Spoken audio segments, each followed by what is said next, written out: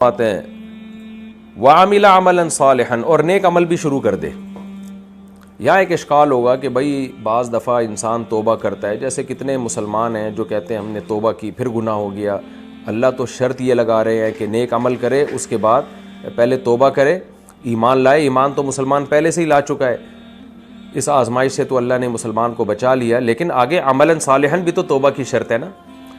تو یہ بات خوب سمجھ لیں، اگر کوئی شخص سچی توبہ کرتا ہے، قرآن کی دوسری آیتوں سے اور حدیث سے ہمیں پتہ چلتا ہے، تبھی ہم کہتے ہیں نا قرآن یفسر بعضہ بعضا، قرآن ہی اپنے بعض آیتوں کی تفسیر کرتا ہے، پھر نبی صلی اللہ علیہ وسلم قرآن کو ایکسپلین کرتے ہیں۔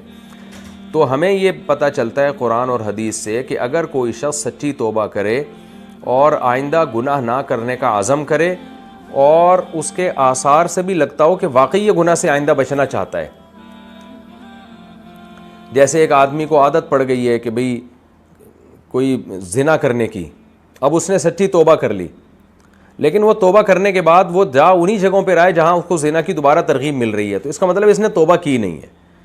لیکن سچی توبہ کرنے کے بعد اس نے وہ تمام آثار اور وہ تمام باتیں جو اس کو زنا پہ ابھارتی وہ اس نے چھوڑ دیں، تو یہ عمل یعنی عمل عملا صالحا کہلائے گا۔ یہ عمل اللہ کی نظر میں، یعنی اللہ مان لیں گے کہ اس نے نیک اعمال شروع کر دیے ہیں۔ پھر اگر دوبارہ اس سے زنا ہو جاتا ہے تو پرانی توبہ اس کی باطل نہیں ہوگی۔ اور ہم یہ نہیں کہہ سکتے کہ قرآن نے تو کہا کہ جو نیک عمل بھی کرے، تو نیک عمل نہیں کیا، تو نے تو دوبارہ زنا کر لیا۔ تو حدیث سے ہمیں پتہ چلتا ہے، قرآن کی دیگر آیتوں سے بھی، کہ اگر دوبارہ گناہ ہوتا ہے تو پھر دوبارہ توبہ کرے، لیکن توبہ پکی ہونی چاہیے۔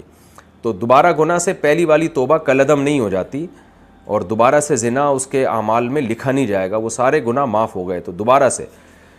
لیکن چونکہ جب کوئی سچی توبہ کرتا ہے تو عام طور پر عمل عملا صالحا، وہ نیک اعمال شروع کر دیتا ہے، تو عام طور پر ایسا ہی ہوتا ہے، وہ برائی سے بچنے کی توفیق اس کو مل جاتی ہے۔ بہت کم کیس ایسے ہوتے ہیں کہ پھر بار بار برائی ہو رہی ہو، لیکن اگر بار بار بھی ہو رہی ہے تو بار بار توبہ کی جائے گی۔ تو یہ نہیں کہا جائے گا کہ جی میں نے تو توبہ کی تھی، اب دوبارہ بار بار مجھ سے گناہ ہو رہا ہے تو اب تو میری توبہ قبول ہی نہیں ہے، لہذا گویا مجھے سرٹیفکیٹ مل گیا گناہ کرنے کا، تو یہ بالکل غلط ہے۔ حدیث میں آتا ہے کہ اللہ تعالیٰ کا ارشاد ہے، یا عبادی لو بلغت ذنوبک عنان السماء ثم استغفرونی لغفرت لکم ولا ابالی، تمہارے گناہ آسمان تک بھی پہنچ جائیں، مغفرت طلب کرو گے میں معاف کر دوں گا۔ اور حدیث میں آتا ہے کہ یہ جو قرآن میں آتا ہے نا کہ جو گناہ کر کے توبہ کرتے ہیں ولم یصروا علی ما فعلوا، اور جو گناہ انہوں نے کیا پھر اس پر اصرار نہیں کرتے، قائم نہیں رہتے، تو حدیث میں آتا ہے ما اصر من استغفر، ما اصر من استغفر وان ارتکب 70 مرۃ، او کما قال صلی اللہ علیہ وسلم، کہ جو شخص گناہ کر کے پکی توبہ کر لے، آئندہ نہ کرنے کا عزم ہو، تو اگرچہ اس سے دوبارہ گناہ بھی ہو جائے تو وہ اصرار کرنے والوں میں نہیں ہے، اگرچہ بار بار توبہ ٹوٹ رہی ہو، لیکن کرنے میں انسان پورے اس کے پلان بنا کے کرے کہ آئندہ کیسے میں اس گناہ سے بچوں گا۔ پھر بھی شیطان گناہ کروا دیتا ہے تو مایوس نہ ہو، دوبارہ توبہ کرے اور اپنے آپ کو سزا بھی دے تاکہ یہ گناہ چھوٹے اس سے، یعنی گناہ چھوڑنے کے تمام اسباب اور وسائل اختیار کرے، پھر بھی ہو جائے تو مایوس نہ ہو، شرم کرے گناہ کرتے ہوئے، توبہ توڑتے ہوئے شرم کرے، توبہ کرتے ہوئے دوبارہ شرم نہ کرے۔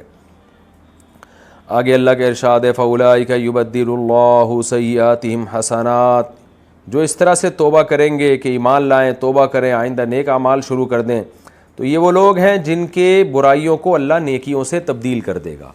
اس آیت کی بھی دو تفسیریں کی گئی ہیں۔ ایک تفسیر تو یہ ہے کہ اتنی اچھی توبہ کوئی کر لیتا ہے بعض دفعہ، ایمان بھی لے آیا، اچھی توبہ بھی کر لی، کہ جتنے اس سے گناہ ہوئے تھے، جو زنا ہوا، چوری ہوئی، تو اللہ ان گناہوں کو نیکیوں سے بدل دے گا، یعنی وہ گناہ کے بدلے میں نیکیاں ڈال دے گا۔ یہ بھی ایک تفسیر ہے، لیکن یہ مرجو ہے، راجح تفسیر یہ نہیں ہے، اور بظاہر قرآن اور اسلام کے مزاج کے بھی خلاف معلوم ہوتی ہے۔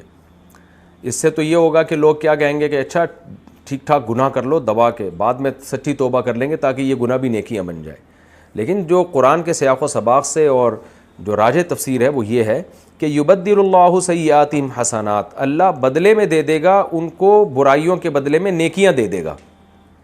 کیا مطلب؟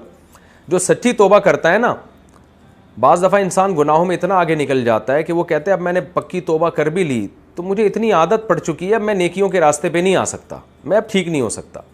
تو اللہ امید دلا رہے ہیں کہ جو گناہوں کے دلدل میں پھنس چکا ہو، جب وہ پکی سچی توبہ کرے گا، اور کافر اگر ایمان بھی لے آئے گا تو اللہ اب اس کو برائیوں کے بدلے میں نیکیوں کی توفیق دے دیں گے اور اس کی بری زندگی نیکی سے بدل جائے گی, برائیاں نیکیوں سے تبدیل ہو جائیں گی. کیا مطلب؟ برائیاں چھوڑنا شروع کر دے گا اور اس کے بدلے میں زندگی میں نیکی آنا شروع ہو جائیں گی.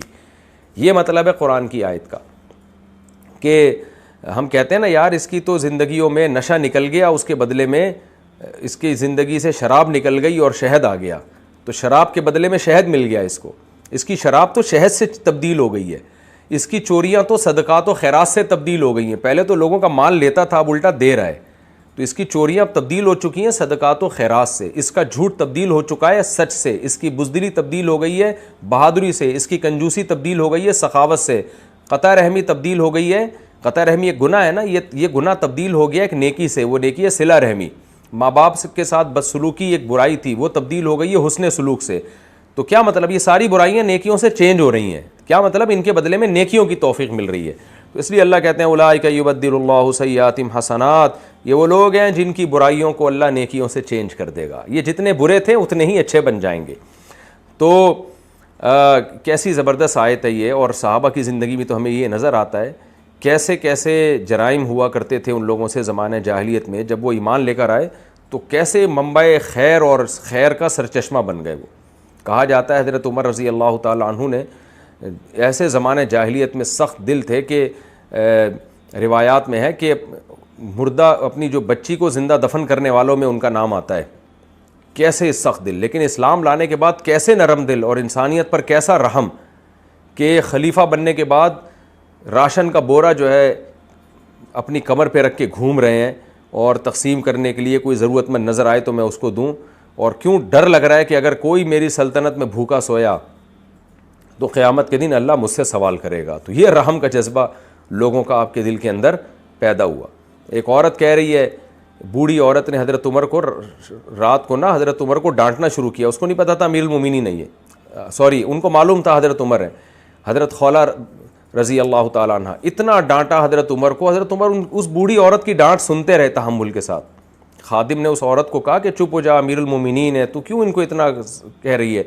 تو حضرت عمر نے فرمایا تم خاموش رہو, یہ وہ عورت ہے جس قد سمع اللہ قول التی تجادلک فی زوجہا, اس کی آواز تو اللہ نے 7 آسمانوں میں سنی. وہ جو زہار والی آیتیں ہیں نا کہ ان کے شوہر نے کہہ دیا تھا انتی علیہ کا ظہری امی, تو اللہ نے آسمان سے آیتیں نازل کی ان کے حق میں. تو کہا ان کی یہ تو وہ ہے جس کی آواز اللہ نے آسمانوں سے سنی ہے, تو عمر اس کی آواز کیوں نہیں سنے گا بھائی, عمر اس کی بات کیوں نہیں سنے گا؟ پھر فرمایا اگر یہ فجر تک بھی نصیحت کرتی میں کھڑا رہتا. تو یہ جذبہ پیدا ہو گیا. یہ ہے یبدل اللہ سیئاتہم حسنات.